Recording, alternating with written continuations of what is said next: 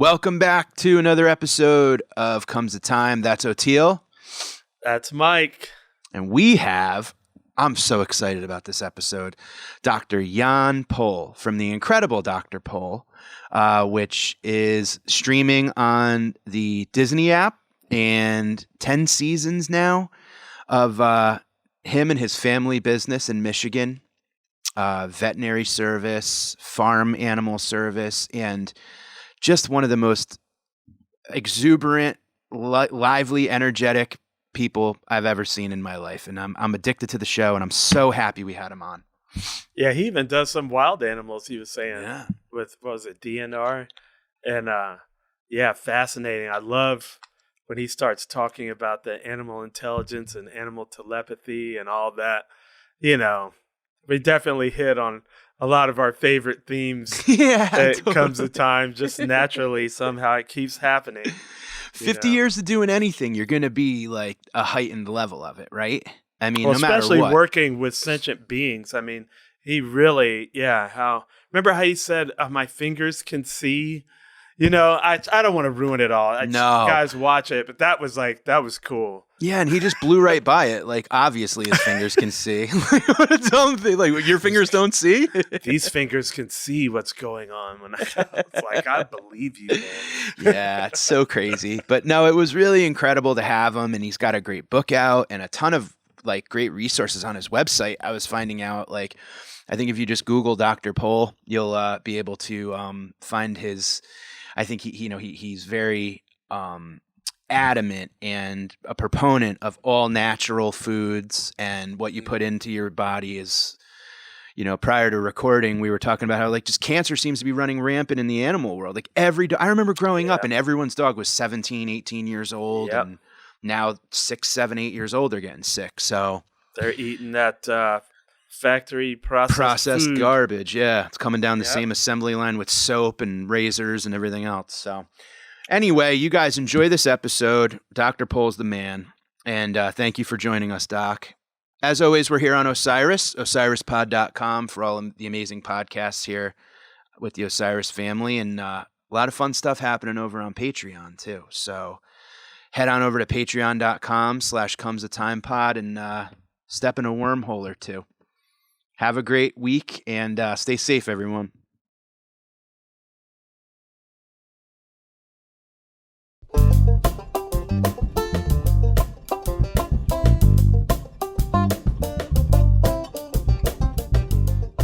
We always talk music, and it's always interesting to see, country music is something that, from the music that we love, all the roots music, everything that kind of feeds into today, just like with science and veterinary medicine and everything, like, it's the looking at you, 50 years now, you've been practicing veterinary medicine. Congratulations on that. Thank you. That's amazing. Thank you. That is. And your practices feed into what we learn today, just like, country and jazz and everything feeds into music from today. Yeah. Yeah. I'm into bluegrass and stuff. I actually play banjo. Oh, bluegrass. I love that too. Yeah. I love all the good music. See, the thing is, I cannot sing along with jazz or rock, but I can sing along with bluegrass and country music. Does that make sense to you? Yeah. Oh, absolutely. Okay. And country has these great stories too. Yeah. That are just, priceless. Thank you. I love it all. I love Good. blues, jazz, and country, bluegrass, reggae, rock, funk. I grew up playing everything, so that's why I kind of like it's like a buffet to me. Yeah, but listen, the folks was in the 70s. That's when folk music came in. And I just read an article from Paul, who's the only one left from Peter, Paul, and Mary. Yeah, man, I love those three. And then the Serendipity Singers were another bunch like that. Oh, they were fantastic. It is wild too. There's an amazing documentary you might love called Greenwich Village in the 60s. And it's all about the West Village of New York City and where Peter, Paul, and Mary and all of those groups. Bob Dylan got his start, Joan Baez. And how it was just such a different scene, you know, and that was NYU and all of that. And you could get an apartment for $10 a week in New York City. Yeah. And now everybody is going, but yes. Yeah, absolutely. So you have music playing constantly. Do you have it just kind of on in the office? I know with the TV cameras, you probably can't, No. We have music. We have little radios, but the office personnel, has it on, but very softly, so it doesn't bother. Right now, they're doing remote cameras because Net Geo Wild and Net Geo got bought by Disney, and Disney is very strict. There is no contact between crew and staff. Right. So now we have remote cameras in 2 rooms and in other places. And to be honest, we don't even know when we're being filmed sometimes. They tell us many times, okay, we're going to be filmed, but we don't have the big camera in the corner of the room, sticking in our face. They sit now in their own little office with the little joysticks. And when I see what they do, they say, how in the world do you do them with those cameras? Well, like I said, I'm not a technician with cameras. I'm a veterinarian. The robo cameras. Yeah, we recently filmed for Impractical Jokers, and we do another show called After Party. That's kind of like a post game, like looking at the episode. Yes. And we recorded it in New Jersey, and we all had the protocol we had to go through. I mean, I'm happy about it because it keeps everybody safe, but an N95 mask and then a shield and then, signing in and out and keeping, anything you touch, making sure. And we had actually COVID officials on site kind of penalizing us, throwing a flag if we were too close. Yeah. And they would come separate us. So it's a whole different world for sure when it comes to the TV stuff. Well, that is something like what we had already many years ago with these big the conglomerates that raise pigs, because pigs have a lot of diseases. And many of those places, it is shower in, shower out. Right. You walk in there with your clothes, you strip, you take a shower, put their coveralls on, you do your work, you come back out, their clothes go in the wash, you take another shower, and you put your own clothes back on. Yeah. I hate to do it several times a day because you have no skin left.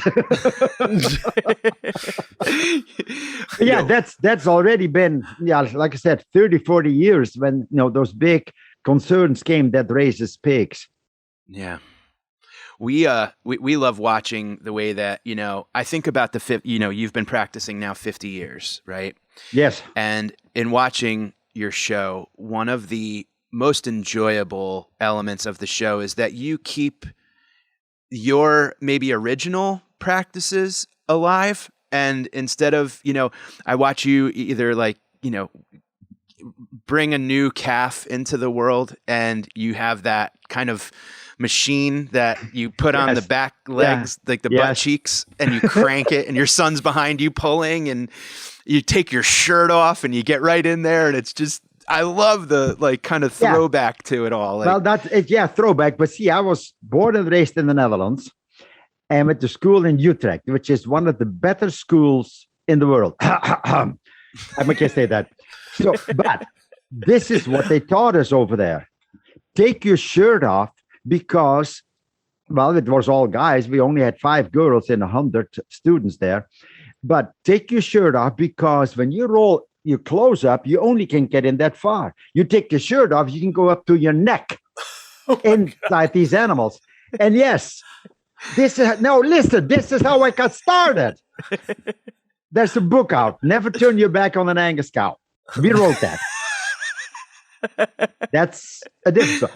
But when I was 12 years old, I was tall and skinny, and my brother had some small pigs that were not supposed to be pregnant, and they were.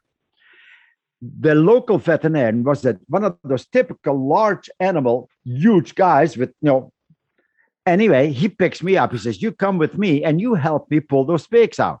So here I'm laying in the straw behind those sows, honestly, up that far in those sows, trying to get those little pigs coming through. Wow.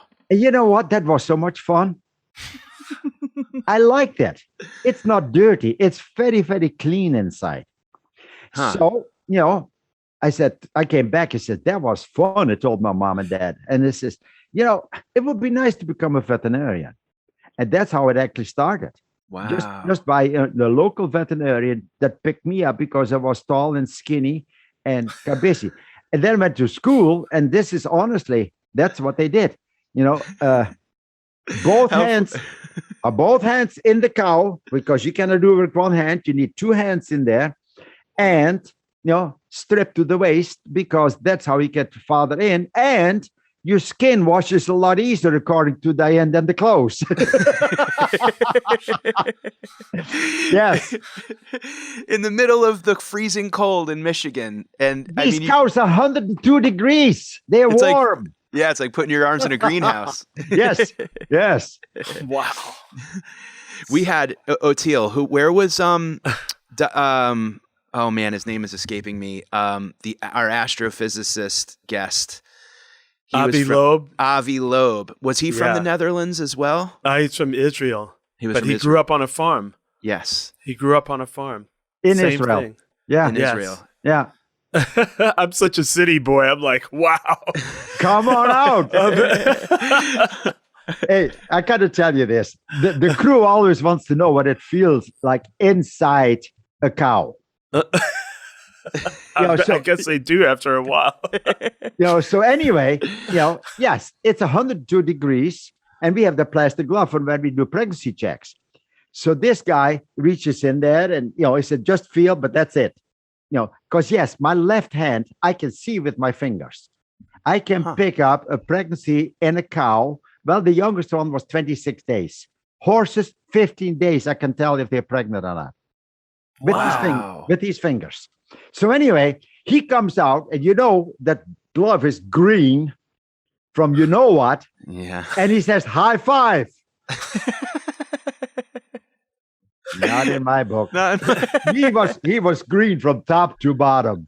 I laughed so hard. He didn't appreciate it. He had to throw away his shirt and all that stuff. But that's the fun part of it. But yes, if you want to feel what it's inside a cow, come on over. I will one day, for sure. Do it. I've been thinking about it a lot lately, because as you watch this dystopian nightmare kind of rise up in society, I'm like, I start thinking about my friends that are just on farms and stuff, growing their own food, animals. I'm like, maybe you need to get back to it, Oteil. Get a jump on it, Yeah, we had the lockdown here in Michigan, but when you live out in the country, you can walk outside. Yeah. The Netherlands is still locked down very much. And actually, it's terrible there, but it's getting a little bit better. But the neighbors would borrow the dog from a dog owner to take a walk down the street, because the dog has to go outside to go to the bathroom. So they could walk outside for a little while. Leave it up to the Dutch. That's right. At what age did you leave the Netherlands? Okay, that's all in that book, Never Turn Your Back on an Angus Cow. But my sister moved to Canada in 1955. She was 21 years old, got married. Her husband wanted to farm. And I was by far the youngest. The next one above me was 6.5 years older. So my parents were old. And I wanted to get my parents to Canada to see where my sister was. So there was a chance to become an exchange student when I was in high school. Mm-hmm. And the English teacher that we had was very good. She was very calm, very good, complete. Yes, one of the better teachers that I ever had. And she says, that is an experience for you guys. Why don't you do it? 5 of us applied for becoming an exchange student with, at that time, the Mission Council of Churches, which is now Youth for Understanding. Okay. And that was, a year. So there was 20 Dutch people that came to the United States, to Michigan, and about 80 Germans and a couple others. And we flew from Amsterdam to Ireland and sat there for 8 hours because there was something wrong with the prop plane. Finally came to Detroit, and that was in 1961. So that was the first time I came here. Wow. Was here for a year. I stayed with Diane and her parents. And Diane is an only child. And basically I was too, they say, because there was so much, so many years between us. Yeah. But we had a lot of things in common. I went back to the Netherlands. She went to Michigan State for teaching. I went to become a veterinarian in Utrecht in the Netherlands. But we kept on writing a little bit. We dated other people, but for some reason they didn't measure up. And then in '64, my father got bone cancer. There again, where does it come from? He was only 68 years old. And I told Diana, says, you want to meet my parents one more time? Because she had met them while I was an exchange student. So she comes over in '64 when we were, taking care of my dad at home. We didn't have hospice or anything. So my mother and I were taking care of my dad, who was in very much pain. And Diane was just, cleaning the house, doing some cooking. And that's when you really know that you can depend on each other. Yeah. So after that, we started writing once a week. And yes, it was getting serious. '66, I was back here and we got engaged. '67, my family from Canada came over. My mother came over. Diane and I got married. And both of us went back to the Netherlands for me to finish school. So yes, '61, '62, I was here. '66, '67. And then in '70, after I graduated, we came directly back to Michigan. So in '70, I immigrated. And '71, on my father-in-law's birthday, was the very first day of work. So yes. And no looking back since. No looking back since. Yes. Wow, that's amazing. That's perfect. Well, you know what I appreciate about that too, and Oteil and I talk about this quite a bit, and I love your thoughts on it, is this kind of common sense notion. Yes. America, and how common sense seems to be gone, and we're trying our best to bring it back. And good luck. See, good luck is right. This is the thing. We were in school. We didn't have all the machines. We could run blood work, but it was one test at a time. Instead of now, you take a little blood sample, stick it in the machine, and here they come, a dozen tests or more, all with the same sample. And in 10 minutes, we had to sit there and shake the reagents together and do one test at a time. So we had 5 senses. Now help me out. We see, we hear, we feel, we smell, and we taste. Taste is that last though. I have to say that. Especially as a vet. As a vet. Oh yeah. But yes, I've used it, and I'll tell you that in a minute. So this is what they told us. Look at the animal, feel them. And this is the same thing. I can palpate a dog many times and feel lumps inside that, then you confirm it with an X-ray or an ultrasound. But this is the first physical exam that I do, which is, the 5 senses that I use. And talk about taste. I've seen cows where 104 temperature, high temperature, can't find anything. You feel the back, the other, can't feel anything. And then you look at the milk, wait a minute. And then you put a little bit of milk on your hand and you stick your tongue in there. And when it's salty, she's coming down with mastitis. Didn't learn that in school. That was an old farmer that told me. Awesome. And I've had it many times, not every day, of course, but yes. And you taste that little bitty milk and it's salty, and then you get mastitis. And these calves that are on the cow, they know darn well, that's salty, don't touch it. And you see these beef cows sometimes with 3 empty quarters, and the 4th one is that big around. And that's mastitis. So milk it out. I know. They have a good taste. Milk has to be sweet. It's just, you just got to use logic sometimes, Yes. Yeah. Well, that's one of the most, in the thing I enjoy so much about the program and watching, the way that you deal with from a kitten all the way to a bull is like, you just have this, you have a presence about you that it's, there's not that fear or intimidation, or you hop right in, slap it on the butt. And if you're scared of an animal, they know it. If you're scared of a horse, you can't treat it. Case in point, a couple of years ago, this lady comes in with a pit bull cross, and she's sitting in the waiting room. That was before COVID, and the dog is between her legs underneath the chair. I open the door, and he lunges at me. And I'm looking at it, and I said, I'm not touching you. I says to the lady, he says, can you handle the dog? No, she says, I'm a little afraid of it.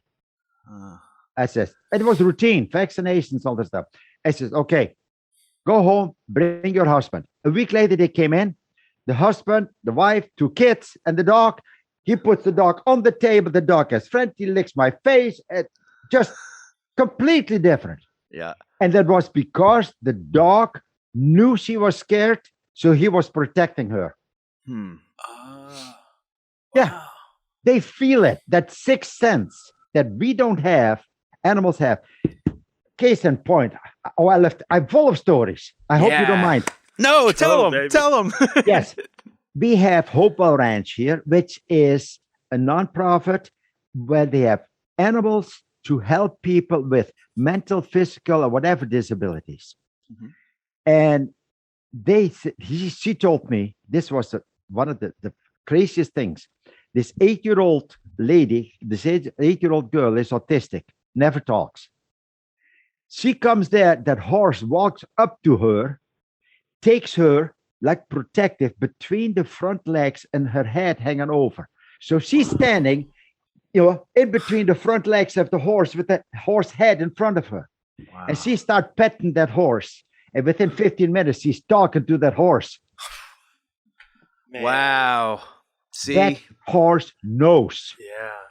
Just recently, we were in a conference in Florida with the Spirit Horse International. That is a umbrella organization that tries to get all these organizations set up for the tax-free and all that stuff. There was a gentleman, lawyer. He was 35 years old when he had a massive stroke. Laying in bed, can't talk, can't walk. So yes, a little physical therapy, and they tell him you never walk again. Some reason or other, they get him to one of these places with therapy horses. And he talked very slow and clear because everything is not working. And he says he was scared stiff. He never touched the horse before, and they put him on top of that horse. But you sit on top of a horse, you have to keep your balance. And they made him do exercises. There were 3 people in the horse, one leading the horse and 2 sidewalkers, as they call it. And I don't know how many years ago that is. He ran the 5K virtual in 31 minutes. Wow. Thanks to the horses. And he's back to work as a lawyer. Amazing. And Amazing. this is what animals do to people. I always say, no, I'm not afraid. I was working for more than that, with a rodeo outfit. Now, a rodeo, these horses and these bulls are trained to get that cowboy off their back. Honestly, they are trained to do it. And I'll be honest with you, I don't know why these people climb on top of a bull and try to, sit there for 8 seconds. While the clown is in a barrel.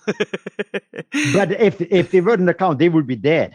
I know. These very clowns. True. Oh my gosh, I've seen, the cowboy get knocked off the bull, and he's almost laying there flat, half conscious.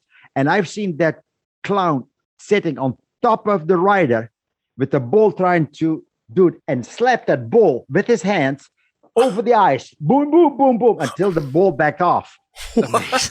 And I was sitting there, huh? Yeah. Oh no, insane clown posse. Not me. Wow. I know what they do, but I always say, look the animal in the eye, and they know. Then they'll tell you whether they're going to attack you, whether they're going to run, and what.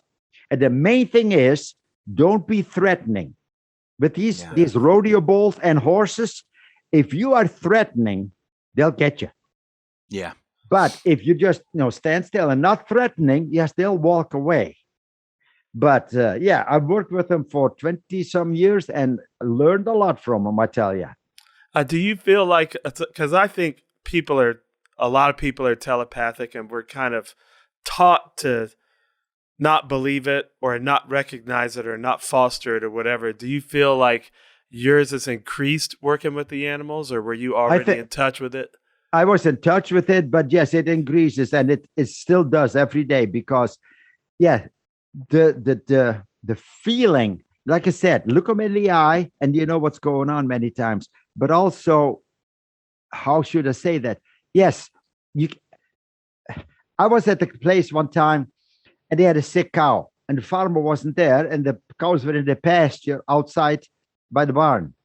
So I walk in the pasture and out of 50 cows, I look around, I pick out the sick one and bring it in the barn. And the guy says to me, "How do you know?" He says, "Well, he acts sick. Don't ask it. I know." Don't ask. I just yes, know. Yeah, and that's here. Yeah, that's experience, and you can't help it. Wow. Do you ever have to? Oh, sorry. No. Teal, go ahead. Yes. Go ahead. I was wondering, do you ever have to deal with wild animals? Do you ever have to treat wild animals? Yeah. Wild. I worked with the DNR a little bit, but sometimes more than others. Was that the Department of Natural Resources? Yes. Yeah. And some people bring things here, but there again, you got to be careful. And I've had many times they bring in a bird, and some of those hawks are pretty dangerous. But there again, these animals are not stupid, and they brought in an owl one of those big owls, the great horned owl. Yeah. Huge. And yes, and they're big, that'll get you. And he had, I don't know what it was, but you got to feed him. And so the first couple of days, I put meat on a forceps and let him eat it. The third day, I handed it to him because he knew I was feeding him, and he will not bite the hand that feeds him. Right. Yes, it's fun working with animals. I love it. And it's interesting too because it's like that other sense that you were talking about that we get kind of maybe distracted from it as humans because our ego and our Burger King and all these other things that get in the way, all the noise and chatter. Animals always seem to be right there in the present moment. Yes, and they just and they don't care about the past and the future. No, they're just here now. That's exactly right. And this is what comes in the show also. Like the cows. Some people will say, "Oh, these cows are always in the barn." No, an animal. And even these domesticated animals, horses, cows, everything. First, they want is safety. They want to be safe. And then they need food. We provide that. They are safe in the barn. And, I tell you, one time, we have bears here in Michigan. And I came to a farm one time where the cows were just crazier than a loon. And I said, "What happened?" A bear walked by the barn last night, and the cows were in the stanchion to the barn. They scared them all. See, that's the thing. The animals, the domesticated animals, don't have like lions, big teeth and claws that they can defend themselves. Basically, like pigs, the only thing they can do is run and scream. Yeah. So the first they do is scream. You touch them, they scream. Yeah. You brush their back, and want to be nice, they scream. Because that's their defense. And I saw on National Geographic where a lion was trying to catch one of those half-grown wild pigs in Africa. And the funny thing was, he was screaming bloody murder, run like the Dickens, and suddenly made a 90-degree angle. And the lion shot over. Wow. So that lion comes back up, chases him. And that happened 5-6 times. Finally, the lion says, "The heck with that, I'll get something easier." That's how they get away. Run and scream. Right. And that's all they can do. So what we do is we provide safety for them. We feed them, and they're happy. Yeah. And you're nice to them. And you're nice to them. Oh, yeah. Oh, yeah. Well, absolutely. You guys are you and your staff, it seems like just have that, you're tuned right into that sixth sense where that animal, even the farmers are like, "I don't know how to even approach this animal." And you just walk right in there. Yeah. Yeah. Like I said, look them in the eye. You can tell. Yeah. But we had it with the crew because, beef cows are not as tame as the dairy cows. And we had a beef cow that was trying to have a calf. And they couldn't catch it for 3 days. Wow. 3 days? Yes. So finally they catch it, and the crew is there before I am. So one of the filmers asked, "How tame is that cow?" And the farmer's son jokes, "He's, oh, it's tame. You can walk right up and pat his head." So he walks in the pasture, and the next thing, boom, he's on his back. The camera is flying away. And the cow is turning around trying to get him. So he got out of there fast. So I was so mad at him. Says, nobody gets in the pen or the pasture without me being there. Because I know what that cow is going to do. But you guys, you city boys, don't. Stay behind your camera. Yeah, stay behind the camera and I'll tell you where to go. And this is the thing. When Charles came here 10 years ago, I said, "Dad, we should make a reality show about you." I said, "Charles, why me? I'm an old guy. I do it my way. We will be criticized. And who the heck wants to see me take my shirt off?" Well, things happen. A lot of people do. 10 seasons later. Yeah. Yes, unbelievable. 10 years later, 20 seasons. But anyway, he set the format of the show. He says, "Dad, do your work. That is interesting enough, especially with a large animal." Because, how many people don't really know what goes on the farm? And this is the thing. Farmers are taking care of their animals. Case in point, many years ago, I was just starting here. Here is this 6.5, 7-foot guy who wants to milk cows. And he starts with about 20 cows. And he sent me out to pregnancy check some of his cows. When I get there, he has a 2x4 in the hand and beats the cows with the 2x4. Oh, jeez. And the minute that you reach for those cows, they came up with both hind legs. So it was dangerous for me to pregnancy check them. And I got so mad. I'm standing there looking up in his face. "And if you hit these cows one more time, I'm going to take that 2x4 and beat you to pieces." He listened to me. I don't know how. He put the 2x4 away. I pregnancy checked the cows. I got out of there alive. 6 months later, the guy's bankrupt because he did not take care of his animals. Mm-hmm. They wouldn't milk for him. So I hope he worked in a factory. He was tall enough to do anything there. Yeah. But, this is the thing. If you don't take care of your animals, they will not take care of you. And this is why we had so many family farms. When I started here 40 years ago, I was 80% dairy. There were family farms, 2 or 3, 4 every mile. But it's a 24/7 job. And many kids don't, and it doesn't pay enough anymore either because, all the prices have gone up, but the milk price is still very low. So yes, now you see the bigger the farm, the less we do. And they have contracts that they will deliver so many pounds of milk per day so that the big stores have a steady supply. And the bigger the farm, the less we do. And I'm sorry to say that. My wife showed me something recently because we're about to get a dog. And I had no idea how intelligent these dogs were, but they're little things that you could step on. And if you step on one, it says water, or you step on one, it says, "Let me go outside." So they can actually talk to you and they figure out when they learn the words. This one dog knew like 52 words. Oh, yeah. Now, I never really considered myself an animal person, but when I saw this dog, like pretty much like having a conversation with its owner, I was like, I have to reevaluate my whole thing here. Like, I think I'm going to be able to bond with this dog we're about to get much more than I realized because I wasn't giving them enough credit, I think. So I wanted to ask you about that, just like animal intelligence. Unbelievable. Their senses are so sharp that when we walk in the house and, Diane is making stew, I smell, "Oh, that smells good." And I smell stew.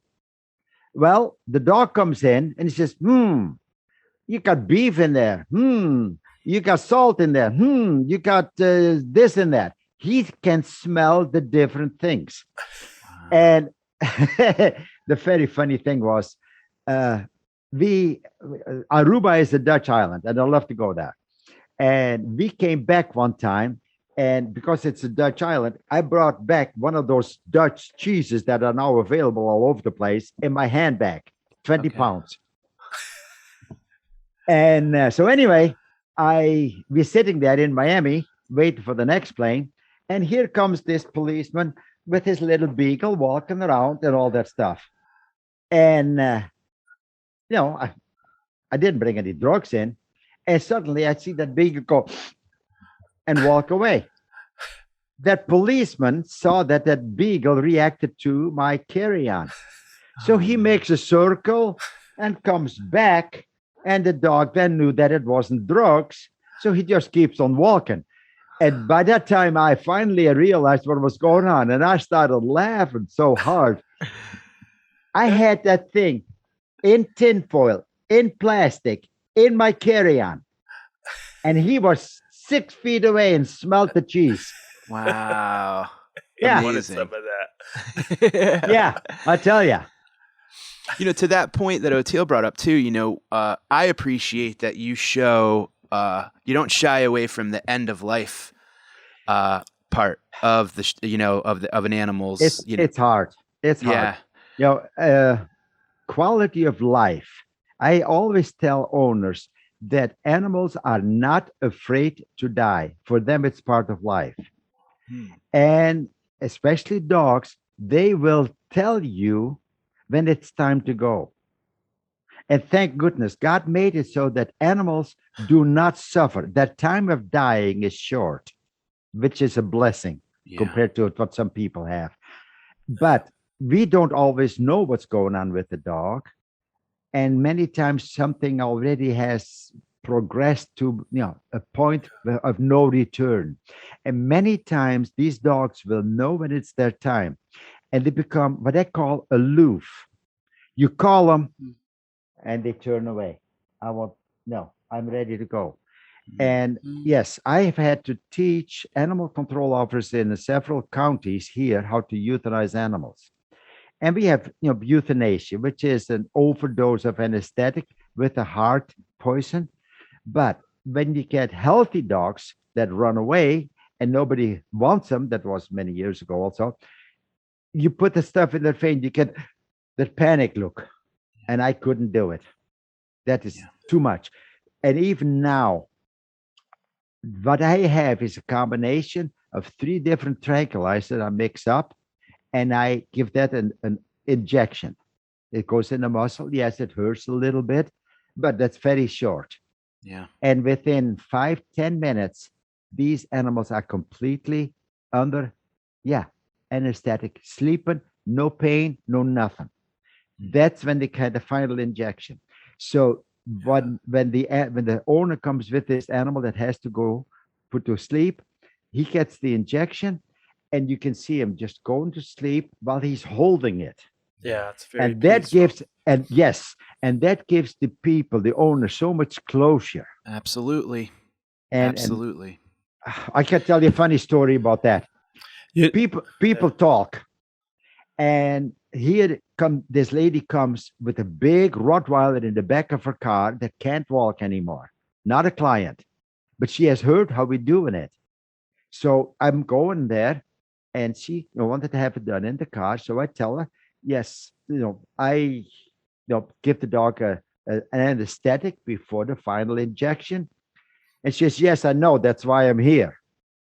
So I put the dog down. I'm looking in her eyes, and I says, I'll see you in 6 months with the puppy. You knew she was. 3 months later, the whole waiting room is full. This lady comes in. I don't even recognize her. I recognize the dog more than people. And suddenly she yelled, hey, Doc, what? You're a liar. Yeah, don't that to all my clients here.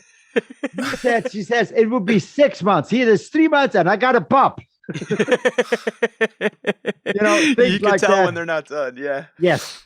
And like I said, yes, they don't live as long as what we do, but there are so many animals that need our help too. And especially now with the pandemic, I just read on my phone again that people were getting puppies and dogs with this pandemic. Yeah. But now they got to go back to work, and now they can take care of them. We got 4 dogs in the house, 600 pounds of dog, to be honest with you. Oh, wow. Diane and I are both working, but the dogs stay at home and we make sure that we get there at noon, and we are with them for half an hour, and we leave again. And then at night, they're always with us. So yes, these dogs are happy. And just because you have to go back to work doesn't mean you have to get rid of the dog. Yeah. Yes, make sure that the dog knows that you're coming back when you're going away. So before you go back to work, put the dog in the house. And some little ones have to be in a cage maybe in order to be safe, or not to get in mischief. But go away. Go away for 5 minutes, come back. Go away for an hour, come back. Go away for 3 hours and come back. Yeah. So that dog knows, yes, I may be alone now, but he's coming back. Yeah. And that's how you can actually train your dog to accept that, yes, I'm going to be alone for some time, but I'll be back. That's exactly the first thing that our vet told. Now, she knew that we were, dog owners for life. But when we got our most recent puppy, which we got in October, she said, eventually you're not going to be spending 24 hours a day with her. So leave her in the crate right away for a couple hours. Yes. Head out, come back, get her used to being alone. See, great minds. I know. Well, what's amazing now is I go for even I even go anywhere near where we keep her treats, and she heads right into the crate and just sits and looks, and she's ready to go. Like she's up there now, and it's perfect. And she's been, we've it's kind of trial by, you learn as you go. And I think, it's important. We got her as a puppy, and it's good to just let her know she could be alone. Yes. And exactly. that to us is very Thank important. you. At least she told you, and she's smart. Thank you. Yeah. That same company, I can't remember their name, that makes those things that the dogs step on. This lady had one for when she went to work, and it was set up with a little iPad or laptop or something. So the screen would come on, and her and the dog would talk while she's at work. Oh man, that's what made me laugh earlier. Yes. Yeah, but that's what I mean. Dogs are not stupid. No. This is one of my saying. The longer I work with animals, the smarter they are getting. That's excellent. You know what broke my heart? To find out how smart chickens are, because I'm trying to quit eating meat again. And one of my wife's friends, I think he was there at Emory University. My wife worked with mountain gorillas in Congo and Uganda. Oh, my gosh. With gorilla doctors. They're the vets that treat the mountain gorillas. Anyway, this guy was here in Atlanta, and he was telling her about these chickens. They learned how to punch a 4-digit code into a keypad to get more food, to get different things that they wanted. And they also said you could drop a chicken in a group of 1,000 chickens, and it'll find its family like that. And I was like, wow, I got to stop eating chicken. Oh no, they're so smart. Intelligence is delicious, Oteil. It's not a big deal. You say that till the aliens get here. We're not very intelligent, so I think we'll be okay. You go. We're safe. The aliens are going to go right to the chicken. They're gonna Stupid, gross humans. Oh man, that's great. Yes. Doc, I got to ask you, and we've been talking about this quite a bit. It seems like it's been a recurring theme on the podcast, but aging. We all age, we all tend to, fight it or embrace it or what have you. You have, I watched we had February in the Northeast was just a sheet of ice. We didn't have one day of good, we didn't see a blade of grass. And I'm watching you nonstop from morning till night. I'm on a pole marathon, and I'll tell you, the thing I talked about the most was your youthful enthusiasm and vibrance and energy, and you're just nonstop. You have a broken leg, and you have you basically made a cart for your broken leg, and you're wheeling around on a leg and a half, and you are able to stay young and stay vibrant and enthusiastic. And every time you go into a room, it's like you put on that new, you start over with every new patient. Yes. And you go home and you're working on a project in the yard, and you're training your new puppy, and you're never stopping. You go teach children, and it's just, you seem so full of like, just Youth. like youth. Yeah. Yes. And he made me tired. But I enjoy life. But well, if you work with film and everything, they're getting up to 100 hours of taping a week and use 40 minutes. Yeah, true. Don't tell me you're sleeping the rest of the time. No. But like I said, they're taping. So yes, what you see is just a little bit. Mm-hmm. But my brother once said, if your work is your hobby, you never work a day in your life. And my hobby is helping animals. And I've said many times, veterinary medicine is a service-related business. You help that dog get better so the people are happy. Yeah. And the show is doing the same thing. People say, how long are you going to do the show? I have no idea. Because we have had so many fan letters from people now, especially with this pandemic. Oh, thank goodness, because you were the only one, that only show that we watched because we were laughing. And it's so real. That kept us sane. And why? I don't know. I'm just doing my work and they're filming it. But yes, the show is real. And I think this is what makes the difference, where what you see in our show is real. I say many times, when we get kicked in the show, it hurts.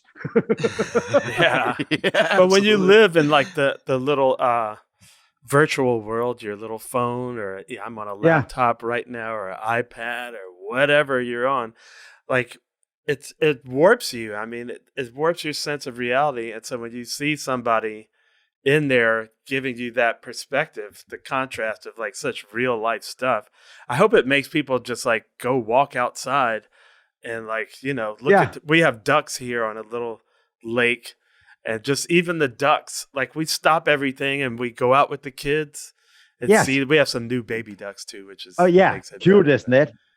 Yeah, Yes. So, that little lake that we have a couple of geese, but we have a whole bunch of snapping turtles in there too. Oh, nice. Yeah. No, not nice, because we had Canadian geese. And then one time you see 8 little goslings floating around, and the next day they're all gone because those snapping turtles will come right from the bottom. Gotcha. Pull them right under. Pull them right under. Wow, like a horror movie. Yeah, it is. And so yes, we have geese. So I collect the eggs, put them in an incubator. So I have 4 little goslings that I have to take care of too. And yes, those little animals are so cute. They just, but that's how God made. Every young animal is cute. Yes, maybe not snakes, but they look the same whether they're big or small. But no, they're cuter than the big ones. Yes, they are. We just had a little one in our pool. Nigel's like, Dad, there's a snake in there, and I didn't see it. It was so teeny. Yeah, and I was like, oh, it's kind of cute, but I think it was poisonous. Jess noticed something red on it or something like that. Yeah, but yes, like I said, young animals are just pretty. And right now it's springtime. So yes, there's a whole bunch of new colts and new calves. And we try to keep them healthy. Yeah, that's that springtime rejuvenation feeling. May it is is a very, very beautiful time in every year. And you get to work with your wife and your son and your daughter-in-law and the whole crew. And I mean, it's really great to have that family business and watching you. How long have you and your wife been? No, so now it's 1970. When you got 1970, I graduated. 1971, I started working. Yeah. And in 1981, we started our practice here. So we've been working together for 40 years. That's wow. Yeah. I mean, to some, that's a nightmare, but you guys seem to totally get along. Yeah. She's in the office. Yeah. And I'd always tell her, she's the boss. She tells me where to go all the time. Because we on the radio, we have 2-way radios, and that was before we had cell phones. Mm-hmm. So yes, we were on the road and calling in when we're done with a farm call and go to the next one. Then suddenly, oh no, you got to go here because there's the calving. So yes, we were always told where to go on the radio by that Diane. That is one of the best parts of watching the shows, with seeing you two guys together. Thank you. And do you feel like you've learned also, and we don't want to take up too much of your time here today, but have you learned about the human experience through spending so much time with these animals? Do you feel like you've picked up some tips from These four-legged creatures. Yes. The main thing is treat others like you want to be treated. Be nice. Be nice. And that is everywhere. I treat others like I want to be treated. And this is when people come in with their animals, I ask them, okay, this is your animal. And some people say, yes, but I've had it where they didn't have any money and the dog came in with a broken leg. And I still want to help the animal. And so this is another thing that I say. If you can't sell them a Cadillac, sell them a Ford. Yeah. They'll get there.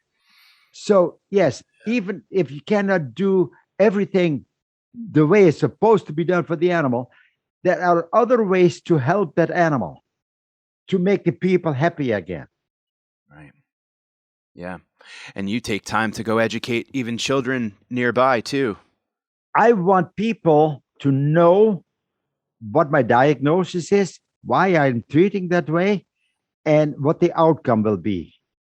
Because if they know, then their compliance with the treatment that you send home is so much better. Yeah. Yeah. If they know, and see, when I was a kid, I was the youngest of 6. One of my favorite things was why? Why? And my brothers would get mad at me. Shut up! In Dutch. Because. Yes. And I want to know why. Well, that still sticks with me. So, yes, I have taught the farmers why I'm doing this. And many times they'll pick it up. Case in point, one of the clients that we still have, when I came here, there were some older veterinarians here. And he calls up, he has a lame cow. And I'm getting there, and he says, yeah, this cow is lame. He says, it's probably in the hip, isn't it? Probably have to ship her out. I said, no, that's in the foot.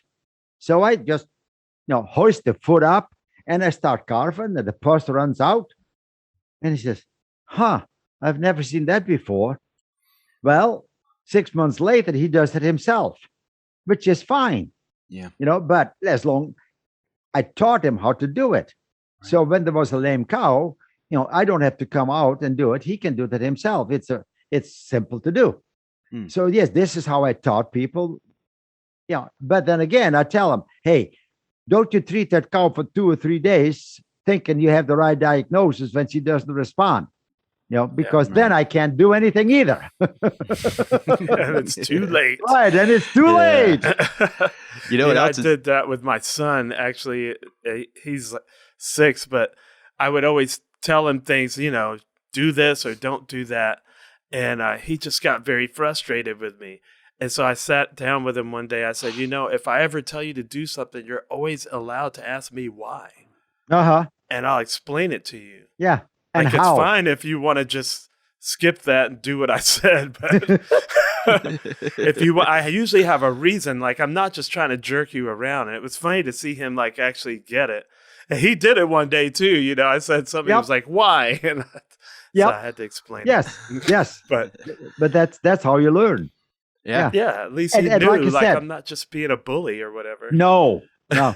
No, just do it. No, tell, why do I have to do this? Well, this is how and why. And, but that's how it goes with animals too, And there's simple. Charles behind you. There's your son. It's time to go, Time Dad. to go to work. Wrap it up. Hi, Charles. Nice to see you. No, it's when I lost my dog to the hemangiosarcoma, which is blood vessel cancer. Yes. And she was a Mastiff mix and about 100 pounds, beautiful brindle. And I scratched her under her belly. And the minute I touched her belly, she winced and squealed and pulled back. And we brought her to the vet. And after a scan, they found that her spleen was riddled with tumors and it needed to come out right away. And then they sent a piece of the spleen off and found out that it was blood vessel cancer. So the cancer was just rapidly spreading everywhere. And the thing that I really appreciated about the bedside manner or the honesty, vulnerability of our vet was that she said, you're going to be, if I send you to an oncologist, they're going to try to sell you chemo, But chemotherapy in dogs is not the same as chemotherapy in people. It just prolongs the inevitable. And let's talk about the dog's quality of life here and your quality. And it was so nice to hear. She knew it's not what I wanted to hear, but it's what I needed to hear. Yes. And that made our end of my dog's time here with us that much more valuable. So instead of her throwing up lethargic from chemo that was just going to give her another 2 weeks, I brought her to the beach and fed her steak and talked to her and said, thank you for being, my friend. Well, one of the Danes that we had here was Mason, and he came from the city, never been off leash. So we had him here and we turned him loose, and he looks at us. You mean I can go outside by myself? And the minute he was outside rolling in the grass, and Charles went to California, and we found something wrong with the dog. So we run some tests, and she had leukemia. So we told Charles, Mason has leukemia, come back. Charles comes here around March, and he says, there's nothing wrong with the dog. He took the dog to town in the car because she loved to ride in the car, fed her a Big Mac and all that stuff. And she says, there's nothing wrong with it. She says, Charles, inevitable. But we kept her happy that way. Honestly, that dog got anything for the last month or so. We had a birthday party for everything. She had cake and ice cream on Sunday.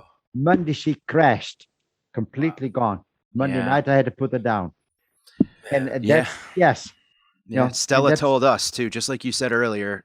Stella kind of looked at. We knew she couldn't get herself comfortable on the couch. No. She was up, she was down, and we said, "That's it. That's it." That happened with my wife's dog. Y'all remind me because she was in Africa for like a year, and the dog, her dog from college that she had since it was a puppy, died literally like 24 hours before she got home.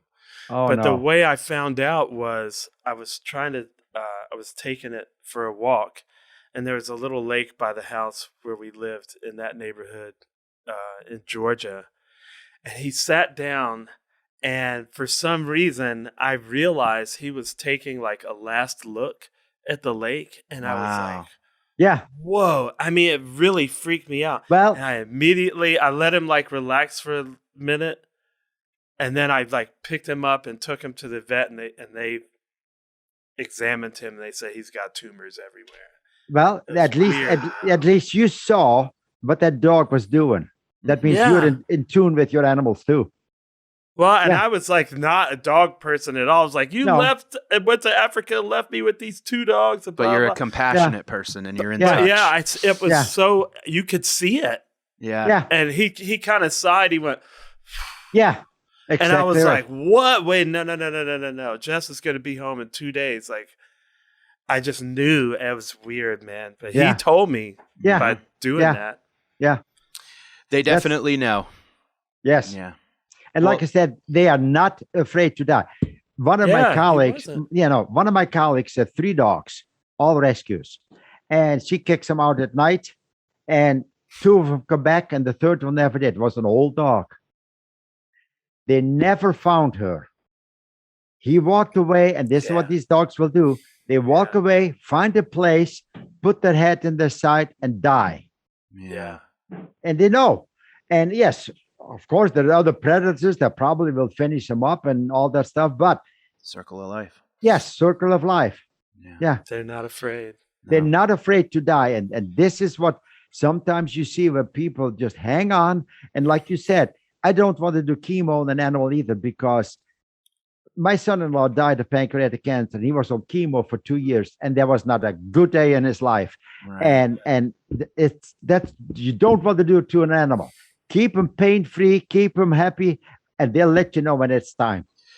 If we can only do that for humans too. That's what I was thinking. That's how I want to. Me too. My wife is in healthcare, and we talk about it a lot. How if anything were to happen to either of us, what we would want. We've had to have that conversation. Oh yeah. And I think about that, where it's like I had a relative who died of bone cancer when I was young, an uncle.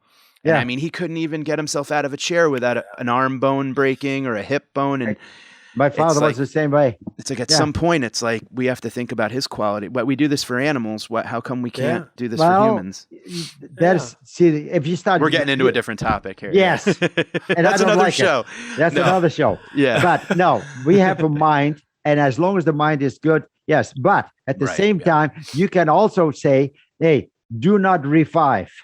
Yes, that's right. Yes, you're right. Right. Yeah. That's what I have. And I've seen it where somebody had a stroke and completely out, but yes, you can put them on IVs and keep them alive. Yeah, and that's not worth it. Right. At the same time, if you have a stroke and you're old enough and everything, you had a good life. That's actually what happened to Diane's mother, who said, "I do not want to be in a nursing home." Yeah. And yes, I don't know. She was in the hospital for something. And they called me up that she had fallen and hurt her face. When I saw it, I told her, that's a massive stroke, completely like this. And I told Diane, says, "What are we going to do?" Nothing. Yeah. Yeah. And she was gone in 48 hours. Or 24 hours. Jeez. She died peacefully. Right. And that's Yes. But control the pain. We have all these drugs. And we can control pain. And I think that's the main thing. Absolutely.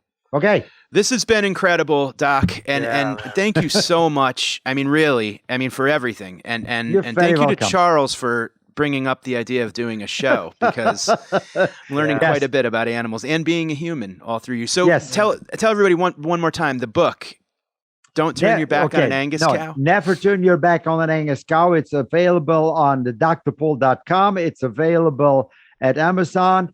And yes. Excellent. Do you do an audiobook version? It is in audio. It was in audio, but before it was in print. Oh, fantastic. The biggest problem is it came out, I don't know how many years ago, and this David Fisher from New York, he was the co-author. He came and we sat and talked for, I don't know how many days. He had 25 hours of taping. He says, that's enough for the book. So he, that co-wrote it, and it came in audio, and it was right on the bestseller list. But then I think Penguin got sold out to something else, and they quit advertising for the book, and it kind of got lost in between. But yes, now with all the people that are watching the show, that book is just picking up again. Good. But yes, it tells everything, how everything happened. Good. I can't wait to read it. I'm very excited about it. Go for it. Thank you. It's a pleasure, sir. And please keep it up. Same here. And thank you for joining us. Thank you, everybody, for listening. We'll catch you next time. Yep. Bye-bye.